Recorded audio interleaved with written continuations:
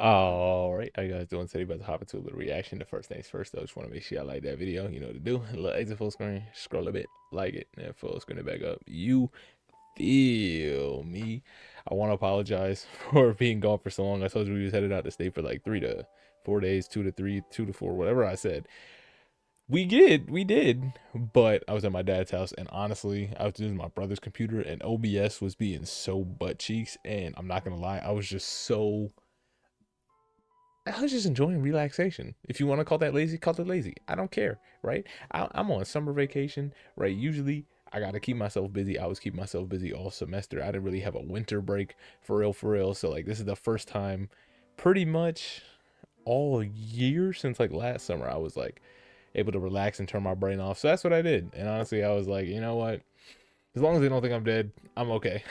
So hopefully you guys didn't think I was dead, and let's get into the reaction. So I think it was like yesterday I was watching a lot of like Bible animations and stuff like that. This wasn't one of them, but this is coming from Illustrated Theology, titled The Five Parables of Jesus That You Got Wrong. Let's see if we even got it wrong for the first part, right? We went through Luke and John on this channel. So let's see if we got them wrong. I doubt it because we was watching sermons from Pastor Paul. I trust Pastor Paul. So we gonna check this out and let's get straight into it. Probably heard the parable of the prodigal son, right? And the one about the lost sheep? I bet you have. Now, what if I told you that maybe you've been misunderstanding these and other parables of Jesus your whole life? Get ready, because in this video, we're going to explore 5 of the most misinterpreted parables in the Bible and discover what Jesus really meant to teach with each of them. Let's begin with a short, yet often misunderstood parable. The Importunate Friend. Jesus tells the story of a man who, in the middle of the night, receives an unexpected visitor at his house. I ain't never heard of the word With nothing to offer, importunate. something unthinkable in that culture, he goes to his neighbor to borrow 3 loaves of bread. The problem? It's already midnight. The neighbor is in bed with his children, the door is locked, and he says he can't help. But in the end, the neighbor gives in, and this is where many people get confused.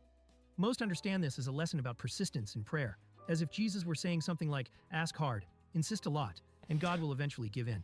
As if God were a cranky neighbor who only helps because you bothered him too much. The problem is that this interpretation completely distorts the message, and worse, it distorts God's character.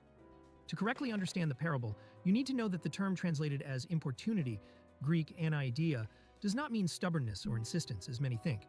The word should be understood as shamelessness, or rather, the commitment to not bring shame upon oneself before others. In other words, the neighbor does not get up because of the other's insistence, but because he knows denying the request would bring shame to him and to the whole community. Now notice, Jesus is not saying God is like that neighbor who only helps after a lot of pressure. Quite the opposite. He's saying God is infinitely better. If even a limited man is moved by a sense of honor, how much more will God be moved by love, compassion, and faithfulness? Jesus is encouraging us to pray, not with fear or desperation, but with confidence in the goodness of a father who loves to give good gifts to his children, as he makes clear in the verses that follow. Now we come to one of Jesus' most enigmatic and unsettling parables, the unjust steward.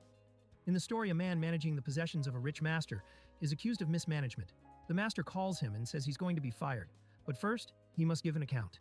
Knowing he will soon lose his position, the steward takes unexpected action. He calls in the master's debtors and reduces the amounts they owe. And to everyone's surprise, the master praises the steward for his shrewdness. This parable causes a lot of confusion.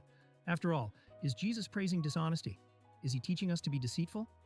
First, it's important to understand how the economic system of the time worked. It was common for stewards to charge hidden commissions on debts, a sort of disguised personal interest. For example, if someone owed 80 measures of wheat, the steward would write 100 on the contract and pocket the difference. That's how he got rich. In the story, when the steward finds out he'll be fired, he forgoes his own commission, and he acts fast, while he still has the authority to sign in his master's name. He benefits the debtors without removing anything that actually belonged to the master. That's why he was praised. In other words, the steward was not dishonest in reducing the debts. He was clever. What made him unfaithful was that he had been wasting his master's goods. Jesus' point, therefore, is not that we should deceive others. He does not praise dishonesty, but wisdom, the ability to use today's resources with tomorrow in mind. Even though the steward was a child of this world, he acted shrewdly to secure his future after losing his job. Then comes the contrast. If even the children of darkness know how to be strategic with what they have, why don't the children of light, Jesus' disciples, do the same with the fleeting riches of this world? Jesus is telling us, use your possessions, opportunities, and resources today to invest in something that lasts forever. Be faithful with little, because that shows how ready you are for greater things. The third parable is one of the most dramatic and intense scenes Jesus ever told, the story of the rich man and Lazarus. Jesus tells of two men with opposite destinies. One is very rich, living in luxury, feasting, and wearing fine clothes. The other is Lazarus, a sick beggar covered with sores, lying at the rich man's gate, hoping for crumbs from the table. Both men die. Lazarus is carried by angels to Abraham's bosom, paradise. The rich man, however, wakes up in torment, begging for help, pleading for a drop of water. From hell, he sees Lazarus far off and begs that he come serve him. But a great chasm separates them. The story ends with a warning. Not even a man rising from the dead will convince those who already reject the scriptures. Here's where the problem comes in. Many people think this story is just a parable, and therefore shouldn't be taken seriously regarding heaven, hell, or what happens after death. But that's a mistake. First, even if it is a parable, that doesn't cancel the spiritual truth Jesus is teaching. Parables exist precisely to reveal spiritual realities using everyday or symbolic stories. But there's something curious here. Jesus gives a name to one of the characters, Lazarus. That doesn't happen in any other parable. Because of that, many scholars believe Jesus might be describing a real case, or at least a story with a strong foundation in spiritual reality. And what is I was gonna bring up the fact that a lot of people take this to be a literal view of what, or Abraham's bosom. I think it's gonna be different once the millennial reign comes. I don't know anything about the millennial reign, so don't fact check me on anything like that. What is the message Jesus wanted to get across? Just look at the context. A few verses earlier, Jesus says you can't serve God and money, and the Pharisees, who were greedy, begin to mock him. In response, Jesus tells this story. In other words, the target of this parable is religious people who love money and ignore the needy. The rich man represents exactly that, a hollow, hypocritical faith that enjoys luxury while despising others. So the misinterpretation here is treating the story as a mere moral tale or a generic warning about giving to the poor. Jesus is going much further. He is denouncing false religiosity that loves money more than God, and showing that hell is a real, conscious, and irreversible destiny for those who live this way. Now we come to a parable that seems simple, even cute, but is very misunderstood. The parable of the lost sheep. A shepherd has 100 sheep. One goes missing. He leaves the 99 in the wilderness and goes out to find it. When he finds it, he carries it on his shoulders, returns home, and throws a celebration. The end? Not quite. Back then, losing a sheep was shameful for a shepherd. It meant carelessness, failure. And going out alone to search for it meant personal risk, physically and socially. But this shepherd does it. He goes into the wilderness, finds the sheep, and carries it back on his shoulders, because the animal usually freezes in fear and can no longer walk. And when he returns, he invites the neighbors to celebrate, something unthinkable after a public mistake. But Jesus shows that God's joy in rescuing one lost person outweighs any sense of human honor. Now, for the most intriguing part, the 99 sheep. Jesus says there is more joy in heaven over one sinner who repents than over 99 righteous persons who need no repentance. But who are these 99? The saved people in the church?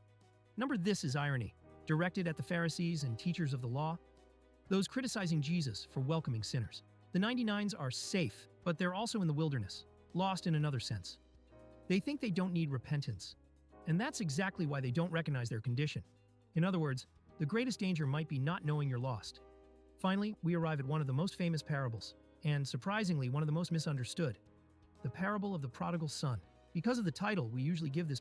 And then just a little note about the lost sheep one. That's the reason that I be praying for the zeal to spread the gospel more in my day-to-day life, because that joy that comes along from God helping one sinner to actually repent and come to him and come to know him when they otherwise wouldn't, and for me to be the vessel for that, right? Because think about how many people you encounter in your day-to-day life, right? Whether that be at work, whether that be at school, you go to the grocery store, you just go for a run in your neighborhood or whatever the case is, right?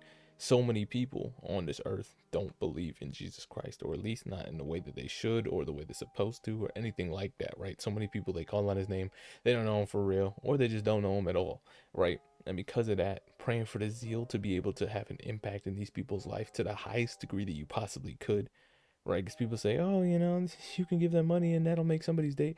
You can make somebody's day, you can make somebody's week, but 9 times out of 10, 99,000 times out of 99,000, right? 100 times out of 100, nobody's making somebody's life unless it's coming from Jesus Christ and the glory that comes from that, right? The grace that saves, when you share the gospel with somebody, it changes somebody's life. It takes them from a whole dead person to a living person in a different sense than what we already imagined, right? Than what we can see with our eyes. And because of that, right, don't we want to have that impact on people? And not only that, but you see how happy it makes God, right? It makes us happy. One of my friends, when I was telling him about Jesus and everything, and he came to Jesus, I was so happy, bro. But even think about how much more God was happy. One of these creatures that he created, he knit together in their mother's womb, knew them from before the earth was formed, and didn't choose him until 20 plus years of his life, right? How much joy do you have to have for that? I knew you for however long, 8,000, 6,000, 7,000, however long the earth has been around. From before I formed it, I knew you.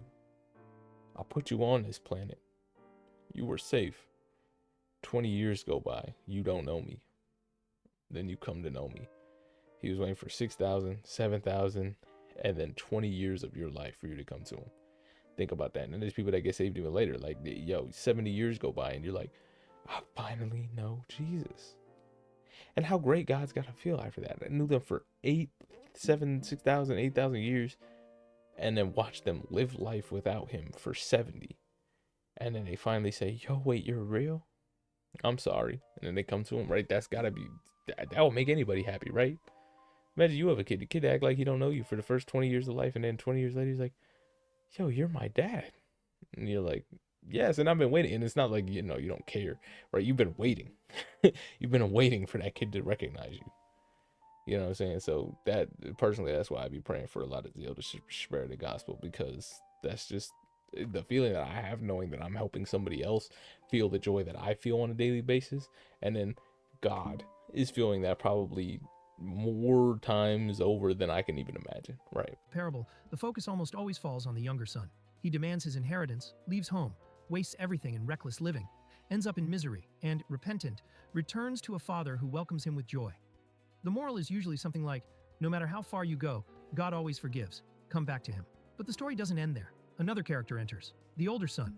He also breaks cultural norms, refuses to join the feast, dishonors the father publicly, and complains about the unequal treatment. And what does the father do?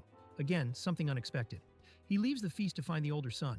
Just as he went to meet the younger, the father also goes after the one who is distant, even if that distance is within the house, inside a hardened and self-sufficient heart. Jesus is confronting two kinds of people: public sinners, who know they've done wrong, but can still return; arrogant religious people, who think they never left, but never understood the Father's heart. If we change the title to The Parable of the Two Lost Sons, everything would become clearer. The final message is powerful. The real sin is not just leaving the Father's house, it's rejecting his free love, whether by running away or staying close with a hard heart. And here's the most provocative detail. We don't know if the older son ever enters the feast. Jesus leaves it open. Because maybe that's the final question. You, the listener of the parable, will you go in? Will you accept this scandalous love? Or will you stay outside, trying to earn it? Now, let me know in the comments. Which of these parables had you misunderstood?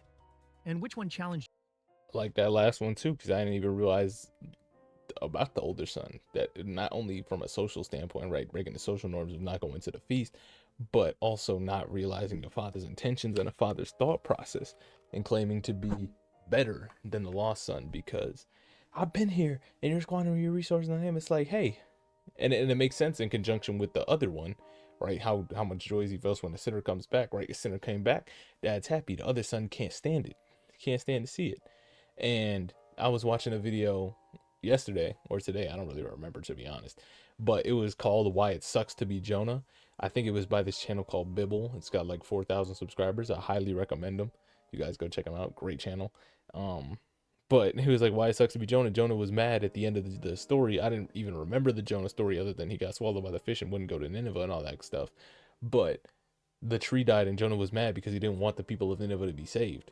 What does that say about Jonah? And I definitely had that thought in my day-to-day life at times, like, God, I don't want to spread the gospel to these people because low-key, I don't want them to be saved. I don't think they deserve it, right? But it's not up to me to make that call on who is to be saved and who doesn't, right? It's up to God to use me as that vessel to give the gospel to these people and for them to decide if they want to be saved or not, if they want to accept that grace and everything. And even if they do, right, I got to look at myself. There's probably somebody back in the day that didn't want me to be saved, right? Looking at me like, yo, he's doing X, Y, and Z and he could just come back. Yes, that's how free grace works, right? And I'm not too selfish to look at myself and be like, I shouldn't have been saved either, right? I'm happy that I got saved. And if I'm being fully honest with myself, I gotta look at these people same way I look at myself and say, I'm glad I got saved because I was so lost. And I gotta look at these people like they're so lost and I can help them the same way I was helped by somebody else, right? right? So Jesus, greatest teacher on the planet ever existed. Look at these parables, the depth that we get, and we still get out of them, right? People are still picking new ways, and the great thing about these parables is they come into our life in different time periods, right? The way that people were looking at these back in like the 1600s, the whatever hundreds, is way different than the way we look at them today, because we can see them manifested in different scenarios, right? We see them all in different ways of life. They didn't have technology. We can see some of these things with technology and all that type of stuff. So they just keep evolving as the times go on, and that's the beauty of these parables. All right, that's going to be the end of the video. Hope you guys have yourself a fantastic rest of your day. Peace.